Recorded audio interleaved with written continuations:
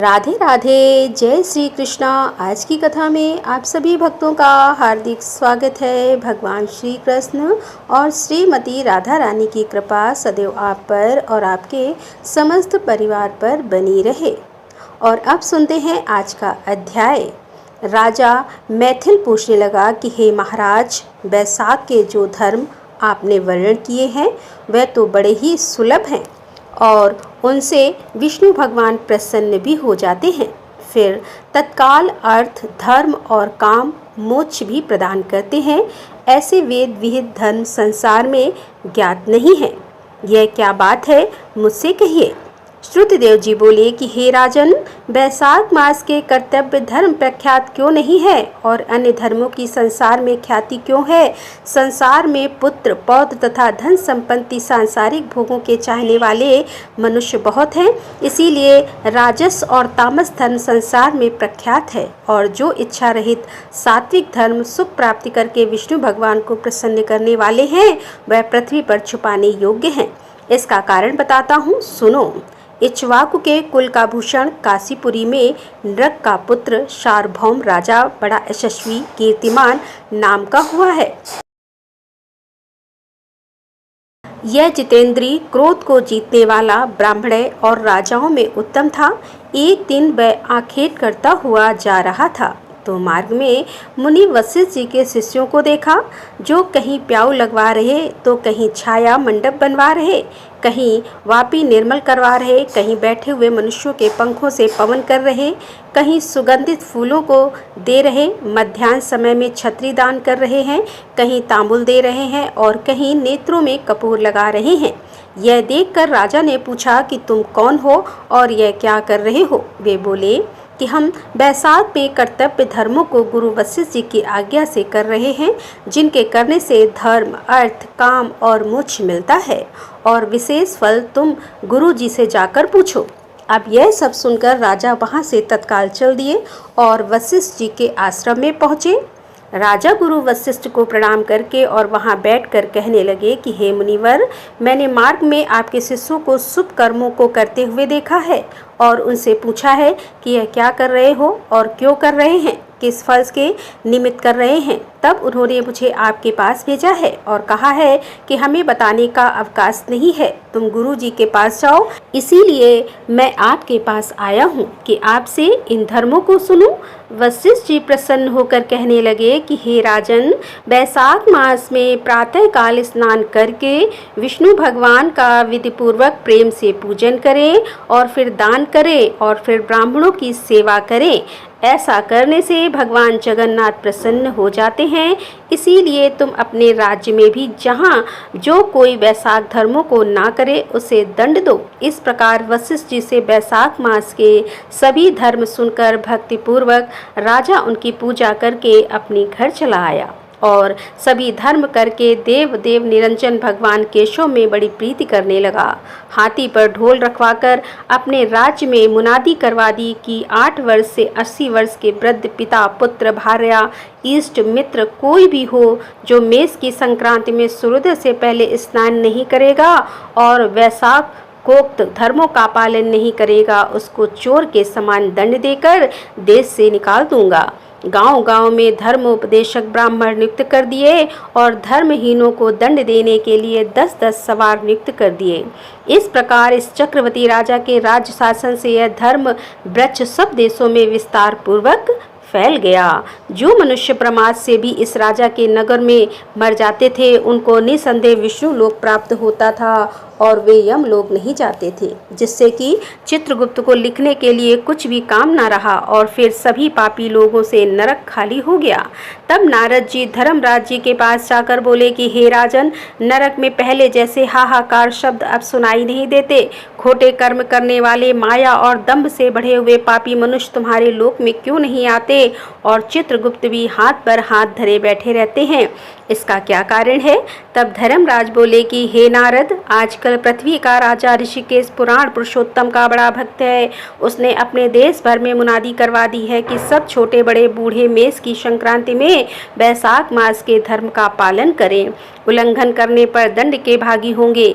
जिसके भय से वहाँ की प्रजा के लोग वैशाख के धर्मों का पालन करते हैं, इस कारण उनका मेरे लोक में आने का मार्ग बंद हो गया है और सब ब्रह्मा हत्यादि पापों से छूटकर सीधे विष्णु पद को प्राप्त हो जाते हैं। इसीलिए मैं उस महाबली से युद्ध करूंगा। यदि वह मुझसे ना मरेगा तो मैं ब्रह्मा जी के पास जाकर उनसे सब निवेदन करके स्वस्थ हो जाऊंगा।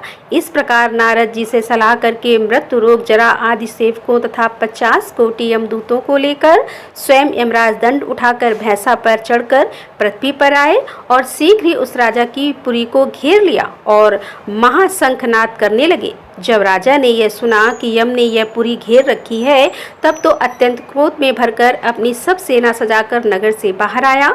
दोनों में घोर युद्ध हुआ। राजा ने यम की सारी सेना आदि को जीतकर क्षण भर में ही भगा दिया, जिससे कि क्रोध करके यमराज ने अपने अनेकों बाण चलाए और ढाल तलवार उठाकर राजा को मारने आया। तब राजा ने 3 बाणों से यमराज के धनुष, ढाल, तलवार आदि सब काट कर गिरा दिए और एक तीक्ष्ण बाण यमराज के मस्तक में भी मारा। तब यम ने क्रोध करके अपना दंड उठाया और उसको ब्रह्मास्त्र से अभिमंत्रित करके राजा के ऊपर छोड़ दिया। यह देखकर विष्णु भगवान ने अपने भक्त की रक्षा के लिए सुदर्शन चक्र छोड़ा, जो रण में आकर ब्रह्मास्त्र का निवारण करके यम को मारने को उद्यत हुआ। तब राजा सुदर्शन चक्र को नमस्कार करके स्तुति करने लगा कि इस यम की रक्षा कीजिए। तब सुदर्शन चक्र राजा की स्तुति करने पर बैकुंठ को चला गया और यम बहुत उदास होकर ब्रह्मा जी के पास गए, जहाँ लोकपाल और दिक्पाल बैठे हुए उपासना कर रहे थे। उसने देखा कि चारों इतिहास पुराण शरीर धारण करके खड़े हैं और नदी, सरोवर, मूर्तिमान विराजमान है। पीपल आदि सभी वृक्ष भी खड़े हैं। वापी, कुआं, तालाब और पर्वत सब मूर्तिमान हैं। दिन रात, पक्ष, मास, कला, काष्ठा, निमेष, अयन, गुण, संकल्प, विकल्प, निमेष, उन्मेष, ऋच, योग, करण, पूर्णिमा, अमावस्या, सुखदक, भय, लाभ, अलाभ, जय, अजय, सतोगुण, रजोगुण, तमोगुण, शांत और मूढ़, अतिपौर, प्राकृत, विकार, कफ, बात, पित्त, ये सभी चराचर मूर्तिमान सेवा में खड़े हैं। उनके बीच में यमराज सेवकों सहित लज्जावान होकर मुख मलिन कटे वृक्ष की भांति जा गिरा और त्राहि त्राहि पुकारने लगा, जिसको देखकर सभी आपस में अथरथ से कहने लगे कि हे यम, यहाँ आने का क्या कारण है? जिस यम को काम से क्षण भर भी अवकाश नहीं मिलता है, जिसके वस्त्र फट रहे हैं, चित्रगुप्त भी इसके पीछे पीछे ही आया है। यमराज कहने लगा कि हे कमलासन, मेरी प्रतिष्ठा भंग हो गई, मुझे खूब पीटा है, मेरे वस्त्र आदि छीन लिए हैं, आपके होते हुए मेरी यह दुर्गति हुई है। यह सुनकर सभा में बड़ा भारी कोलाहल हुआ। तब पवन ने ब्रह्मा की सलाह से सबकी वाणी रोक दी और यम को वहां से उठाया और आसन पर बैठाकर पूछने लगा कि तुम्हारी यह दुर्गति किसने की है? तू कुश केतु जो सबके पिता हैं, उनके सामने अपना सब वेदांत कहे, वह तुम्हारे हृदय में स्थित दुख को दूर करेंगे। तब पवन के कहने पर यमराज कुश केतु के पुत्र के मुख की ओर देखकर बड़े दीन स्वर और गदगद वाणी से सत्य सत्य बताने लगा। यम बोला कि हे शंभो, हे ब्राह्मण, मेरी बात सुनो, मेरी लोप हो गया है। मैं मरने से भी अपने पद के खंडन को अधिक मानता हूँ। हे कमलासन, अपने स्वामी के यहाँ रहकर उसके नियुक्त किए हुए कार्य को जो नहीं करता वह घुण बनता है। जो बिना कार्य किए खाता है, त्र्यंबकम योनि में जाकर 300 कल्पों तक नरक भोगता है। जो निष्क्रिय होकर अपने स्वामी का काम पूरा नहीं करता, वह तो घोर नरक भोगकर कौवा की योनि पाता है। जो अपने कार्य में तत्पर रहकर स्वामी के कार्य को बिगाड़ देता है, वह 300 कल्पों तक चूहे की योनि पाता है। और जो कार्य करने की सामर्थ्य होने पर भी घर रह जाता है, वह बिल्ली की योनि पाता है। सो हे देव, मैं आपकी आज्ञा के अनुसार प्रजा के धर्मों का साधन करता हूँ और उनके कर्मों के अनुसार पुण्य और पाप कर्म को धर्मशास्त्र के जानने वाले मुनियों द्वारा भली भांति विचार करके कल्प के आदि वर्तमान में जो भी यातना होती है, वह मैं देता हूँ। तो हे प्रभु, अब मैं आपके नियोग को करने में समर्थ नहीं हूँ, क्योंकि कीर्तिमान राजा ने पृथ्वी से आपका नियोग ही उखाड़ दिया है। इस राजा के भय से समुद्र पर्यंत सब पृथ्वी के मनुष्य वैशाख के कर्तव्य धर्मों का पालन करते हैं। प्रजा ने सब पितृेश्वरों की पूजा, अनिष्टम आदि यज्ञ, तीर्थ यज्ञ आदि सब शुभ कर्म, सांख्य योग और प्राणायाम करना, होम और स्वाध्याय का नाम लेना तक छोड़ दिया और अनेकों प्रकार के पाप करने पर भी उनके वंश के, माता के वंश के व ससुर तक के वंश के सभी पीढ़ियों तक के पितृवशर सब पापों से मुक्त होकर दिव्य देह धारण कर मेरा मार्ग छोड़कर विष्णु लोक में हरि भगवान के पास चले जाते हैं। अतः अब तो इस काम पर मुझको रखने की आवश्यकता ही नहीं है। यह आपका दिया हुआ दंड और पट आपके चरणों में ही रखा है। हे ब्राह्मण, जो अनेकों तीर्थ स्थान से, दान से, तप से, व्रत करने से और अनेकों प्रकार के धर्माचरण करने से, प्रयास में पतन होने, रण में मरने से, यज्ञ आदि करने से देव गति नहीं मिलती, जो मेष की संक्रांति में प्रातः काल स्नान कर भगवान का पूजन कर कथा श्रवण करे और वैशाख महात्म्य सुने और यथोचित वैष्णवी धर्मों का संपादन करे, तो वह विष्णु लोक का अधिपति हो जाता है। राजा की आज्ञा से वैशाख के कर्मों को करने सभी मनुष्य वैकुंठ को चले जाते हैं। यह राजा मेरा तथा आपका परम शत्रु है।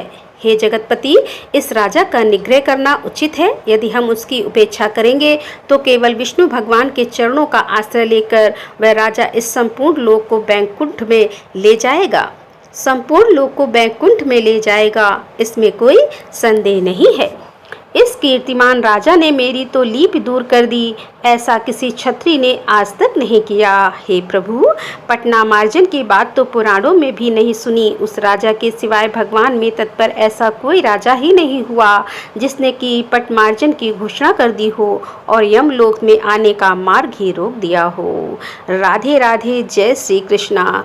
आज की कथा का यहीं पर समापन करती हूँ। उम्मीद करती हूँ कि आज की कथा आपको जरूर पसंद आई होगी। तो दोस्तों, मिलते हैं इसके आगे का अध्याय लेकर। तब तक के लिए राधे राधे, जय श्री कृष्णा, हर हर महादेव, जय भोलेनाथ की।